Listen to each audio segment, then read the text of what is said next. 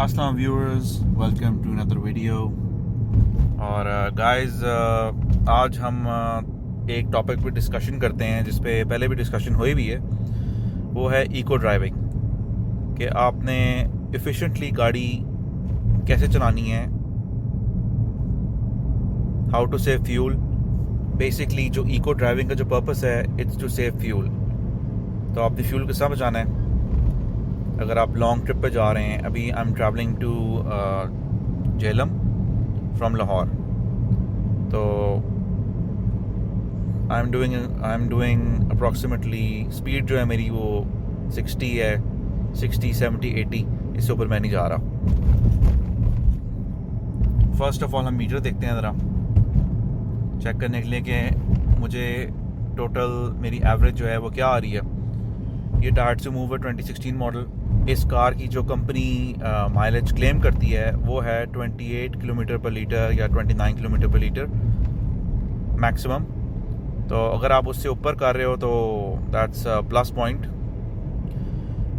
और ये गाड़ी इस टाइम लॉन्ग रूट पे चल रही है, कंटिन्यूसली चल रही है। और इसका हम देखते हैं कि क्या रीडिंग्स आ रही हैं इसकी। ठीक है, मैंने लाहौर से निकलने के काफ़ी देर बाद इसका मीटर रीसेट किया था।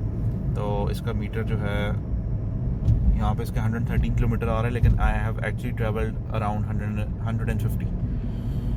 और इसकी एवरेज आपकी ये आ रही है इस टाइम पे 32.6। और ये 32.6 एवरेज मैंने इस गाड़ी से कैसे निकाली है, फर्स्ट टाइम नहीं निकाली, पहले भी काफ़ी बार निकाली हुई है। जब मैंने गाड़ी नई ली थी तो मैं इसे 34 निकाल रहा था। अभी गाड़ी थोड़ी पुरानी हो गई है तो थोड़ा सा कम दे रही है। जारी बात है कि इंजन जो है वो वेयर एंड टेयर के थ्रू गुजरता है और थोड़ा पुराना होने शुरू हो जाता है। और इसका ऑयल भी कुछ अर्सा पहले ही डला था, तो ऑयल अगर आपका डला हो रिसेंटली तो उसमें भी आपको एवरेज ज़्यादा मिलती है, क्योंकि गाड़ी ज़्यादा स्मूथ चलती है और उसमें फ्रिक्शन भी कम होती है इंजन के अंदर। कुछ चीज़ें आपको दिमाग में रखनी पड़ेंगी अगर आपने गाड़ी इस तरह चलानी है। और फर्स्ट ऑफ ऑल ये है कि आपका रूट जो है उस पर अगर बहुत ज़्यादा ट्रैफिक है तो उसमें आपको एवरेज बहुत ज़्यादा अच्छी नहीं मिलेगी। अगर हाइब्रिड कार होगी तो प्रॉब्ली आपको मिल सकती है, लेकिन इसमें आपको बहुत अच्छी एवरेज नहीं मिलेगी। और अगर आप एसी चला रहे हैं कंटिन्यूसली, इस टाइम मेरा एसी नहीं चल रहा क्योंकि मैं सुबह ट्रैवल कर रहा हूँ। आप टाइम देख लें 5:44 हो गए हैं। थोड़ी देर में मैं अपनी डेस्टिनेशन पे भी पहुँचने वाला हूँ, लेकिन मैं इसको बड़े आराम से लाइट फुट के साथ चला रहा हूँ गाड़ी, और ये एवरेज अचीव कर रहा हूँ उससे। कुछ चीज़ों का ध्यान रखना पड़ता है इसमें। फ़र्स्ट ऑफ ऑल है आपका इंजन ऑयल।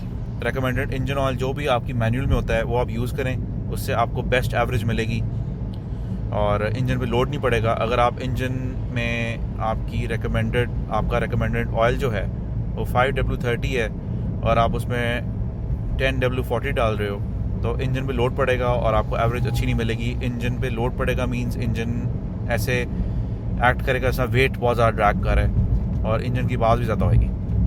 सेकंड चीज़, आपका रिकमेंडेड टायर प्रेशर होना चाहिए।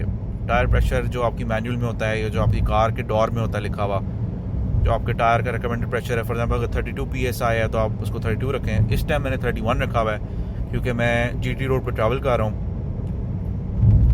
और थर्ड चीज़ जो है वो है वेट रिडक्शन। गाड़ी में बहुत ज़्यादा वेट नहीं होना चाहिए। इस टाइम गाड़ी में वेट है काफ़ी क्योंकि मैं ट्रैवल कर रहा हूँ, तो मैंने सामान वगैरह भी रखा हुआ है और रिकवरी टूल्स भी रखे हुए हैं in case the car breaks down तो मुझे उनकी ज़रूरत ना पड़ जाए। लेकिन नॉर्मली अगर आपने वेट कम रखा हुआ है तो उससे आपको एवरेज अच्छी मिलेगी। गाड़ी आपकी मेंटेन्ड होएगी तो आपको एवरेज अच्छी मिलेगी। आपका ट्रांसमिशन ऑयल भी अच्छी कंडीशन में होना चाहिए, ये नहीं कि पुराना हो जाए बहुत ज़्यादा। उस टाइम आपका ट्रांसमिशन जो है वो हीट अप होएगा और एनर्जी लॉस होएगी। आपका कूलेंट भी पूरा होना चाहिए गाड़ी के अंदर। और इस टेक्निक में आप बहुत ज़्यादा ब्रेक नहीं मार सकते। अगर बहुत ज़्यादा ब्रेक्स मारेंगे गाड़ी पे तो आपकी जो एवरेज है वो ड्रॉप करेगी। और one important point, very important point is कि आपने बिलो 2000 RPM को गाड़ी को रखना है अपनी थ्रू आउट द ट्रिप, तो उसमें आपको एवरेज बहुत ज़्यादा मिलेगी बिलो 2000 RPM। ठीक है, तो अगर आपकी गाड़ी बिलो 2000 RPM होती है तो आपकी गाड़ी जो है वो फ्यूल कम खाएगी। और जब अगर एक और मेथड होता है उसको कहते हैं कोस्टिंग, उसमें क्या होता है कि आप गाड़ी एक स्पीड पे लेके जाते हैं और फिर आप एक्सीलरेटर छोड़ देते हो। मॉडर्न कार्स में इसमें क्या होता है कि जो नई गाड़ियाँ आपकी नई टेक्नोलॉजी वाली गाड़ी हैं, स्पेशली ये जापानीज़ कार जिस तरह है, उनमें क्या होता है कि आपके जो फ्यूल इंजेक्टर्स होते हैं वो ऑफ हो आते हैं। फ्यूल इंजेक्टर्स फ्यूल स्प्रे करना बंद कर देते हैं और उसमें ये होता है कि जो आपका रिमेनिंग फ्यूल होता है वो इफिशिएंटली बर्न करता है। तो इसकी वजह से आपकी एवरेज बढ़ती है। फॉर एग्जांपल अभी इस टाइम मैंने एक्सीलरेटर छोड़ दी है, देखें आप मीटर पर नज़र रखें, स्पीड इसकी नीचे आ रही है और आपकी एवरेज एकदम से 32.7 हो गई है, क्योंकि फ्यूल बहुत एफिशिएंटली बर्न होने शुरू हो गया। ये जो नंबर्स होते हैं आपके जो आ रहे हैं एवरेज के 32.7, 32.6, 32.5, ये इजीली मैनिपुलेट भी हो आते हैं। मीनिंग कि अगर मैं हाई स्पीड पर जाना शुरू करूँगा तो एकदम से ये ड्रॉप होना शुरू हो जाएगी एवरेज मेरी। तो ये ज़रूरी नहीं कि अगर आपको 32.7 नज़र आ रही है इस टाइम पर तो मुझे थ्रू आउट 32.7 मिली है। अगर मैं थ्रू आउट गाड़ी इस तरह चलाता रहता हूँ तो ये बढ़ती जाएगी, और अगर मैं गाड़ी को तेज़ करता हूँ, आहिस्ता करता हूँ, तो ये यहाँ ही पे रहेगी। मैं आपको थोड़ी सी एग्जांपल देता हूँ। मैं गाड़ी थोड़ी तेज़ करता हूँ तो इतना ये एकदम से नीचे आ जाएगी। ये देखें गाड़ी मैंने तो भगाना शुरू किया, अभी देखना 32.7 से वो 32.6 पे आ जाएगी।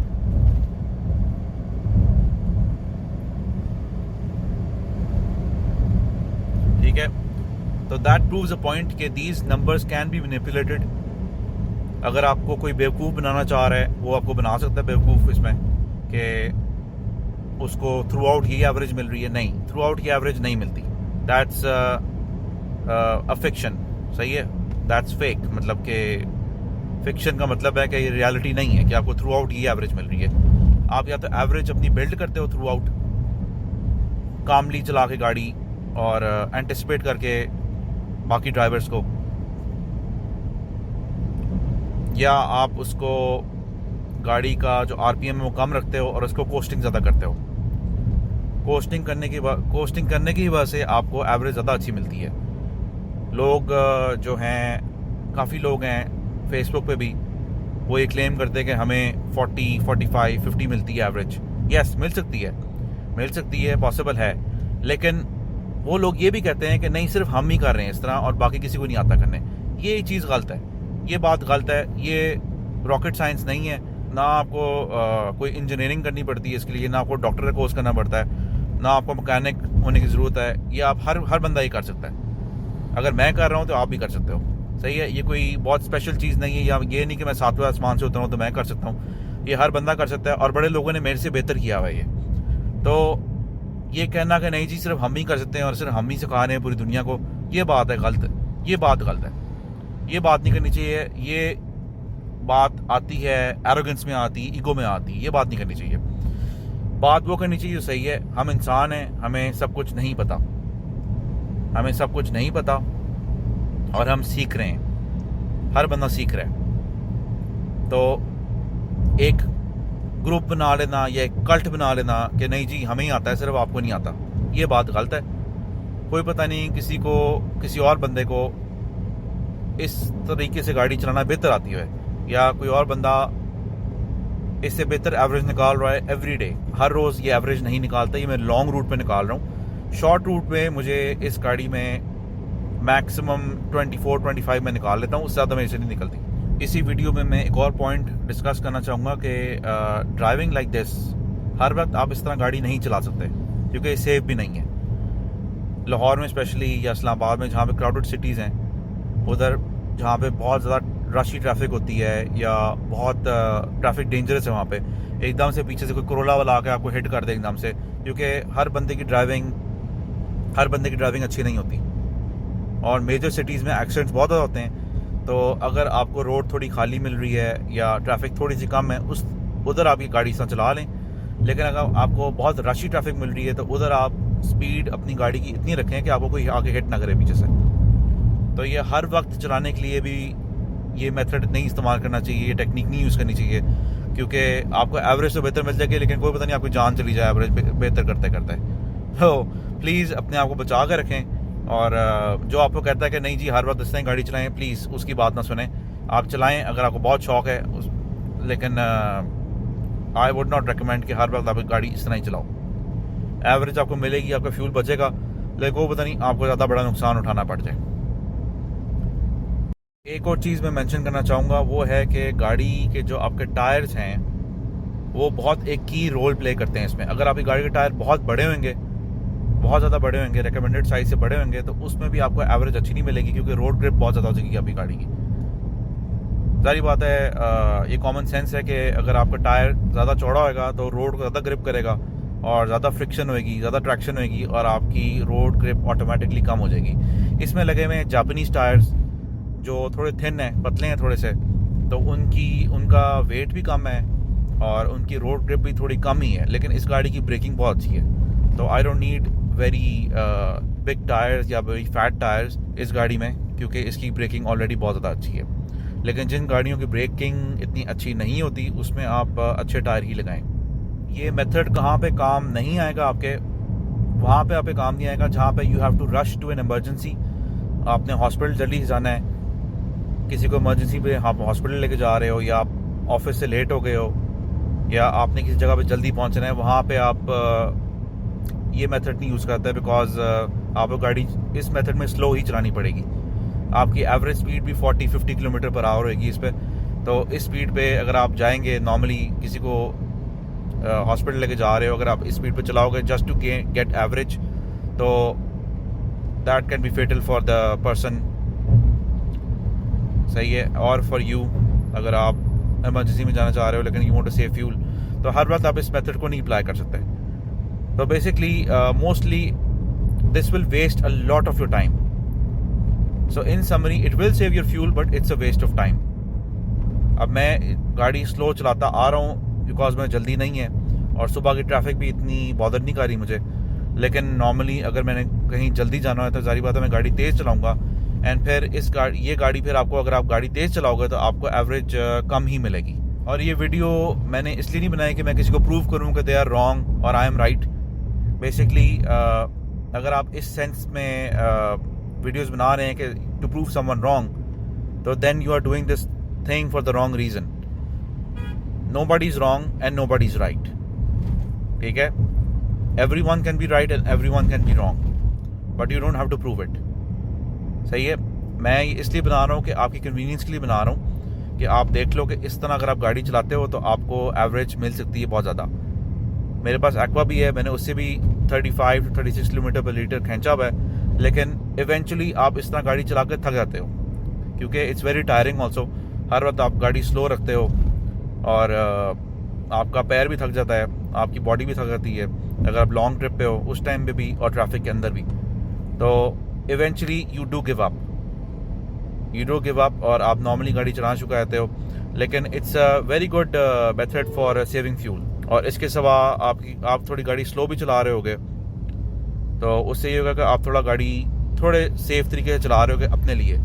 लेकिन जो रोड पे बाकी लोग हैं जो तेज़ चला रहे हैं गाड़ी, जिनकी एवरेज स्पीड 60 है, 70 है या इससे ज़्यादा है, तो उनके लिए आप अनसेफ हो जाओगे क्योंकि आप बहुत स्लो चला रहे होगे, कभी कभार एंटिसिपेट नहीं कर सकेंगे आपको और आपको पीछे से आके हिट भी कर सकते हैं। तो just be careful on the road because ये वो मजाक नहीं है कोई रोड पे गाड़ी चलाना इतना स्लो।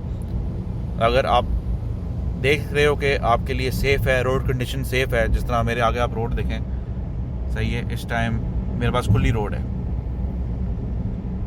पीछे मेरी खुली रोड नहीं है, पीछे मेरी काफ़ी ट्रैफिक है, ये देख लें, पीछे मेरी अच्छी खासी ट्रैफिक है, लेकिन आगे मेरा ट्रैफिक नहीं है तो मैं गाड़ी को स्लो चला सकता हूँ, मुझे पीछे से कोई आके हिट नहीं करेगा बिकॉज मेरे पीछे ट्रक्स हैं। अगर मेरे पीछे कोई कार वगैरह है, करोला होगी या कोई होंडा सिटी होगी जो तेज़ गाड़ी है, तो फिर मैं थोड़ा केयरफुली गाड़ी चलाऊँगा। ठीक है गाइस, और गाइस ये थी आज की video.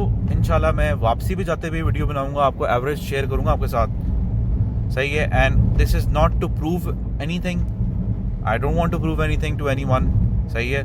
I know how I drive and I been doing this for a very long time.